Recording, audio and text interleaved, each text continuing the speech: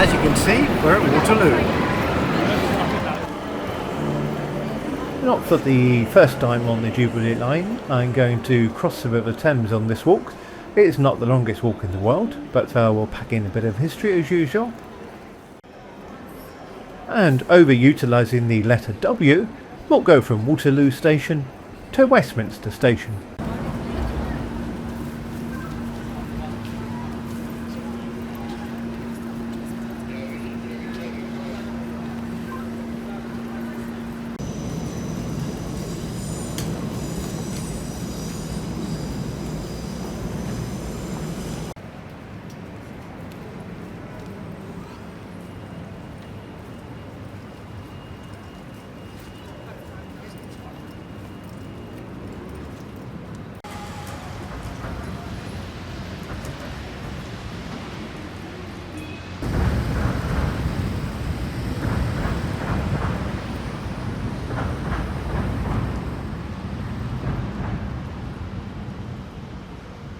It's all gone a bit modern and soulless around these parts, but we're simply going to walk from Waterloo Tube Station back there, all the way to the South Bank, along the South Bank, past the London Eye, past County Hall, across Westminster Bridge, and having done so, we've arrived.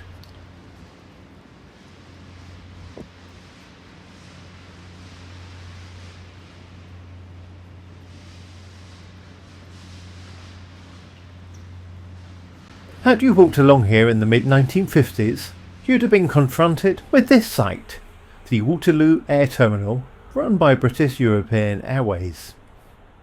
Travellers completed their check-in procedures, offloaded their luggage, and received boarding cards before being transported by coach to Heathrow.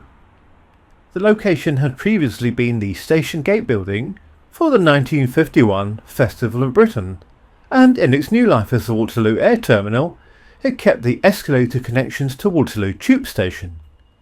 You can see the famous South Bank Lion on a plinth in the photo. This line had graced the Lion Brewery since 1837, and the brewery stood on the site of the future Royal Festival Hall. And since the Festival Hall was going up, the lion was removed, painted red as the symbol of British Rail, and found itself mounted on a high plinth beside the entrance to the Festival of Britain. And when the festival finished, the air terminal went up in its place, and this is why there's a red line in the photo, high above the taxi rank. The statue was moved in 1966 and lost its red paint. It was erected in its current location, beside County Hall on Westminster Bridge. I'll actually be passing this in due course. The Waterloo Air Terminal commenced operations in May 1953 as the first coach from there departed for Heathrow. Regular helicopter services between London Airport and the terminal began in July 1955 but ended in May 1956. The helicopters were legally obliged to follow the course of the River Thames on most of the journey. The London County Council stated its intentions to redevelop the South Bank, and BEA informed the council it would vacate the premises in 1957. The modern world is mostly a considerable improvement on the way things used to be, but in the 1950s we could check into our flight on the South Bank, get our boarding passes, until we arrived at our destination we could forget about our bags, and we could board a helicopter to London Airport.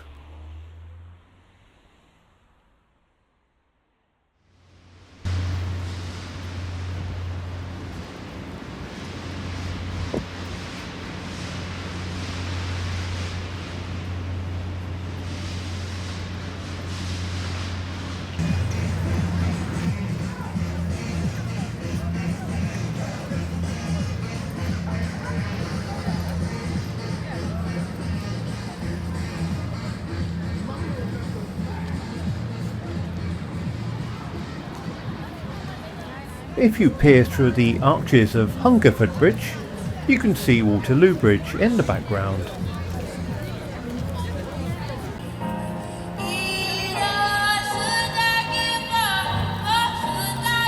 Until Waterloo Bridge came along, this area was simply wharves and warehouses, with farmland behind. Hard to imagine in these days having fields so close to Westminster, But this is the John Rock map from the 1740s, showing what was here before the arrival of Waterloo Bridge. And travelling forward to the year 1818, this map shows the area just about to transform. Waterloo Bridge gave connectivity to the South Bank and opened it all up for development.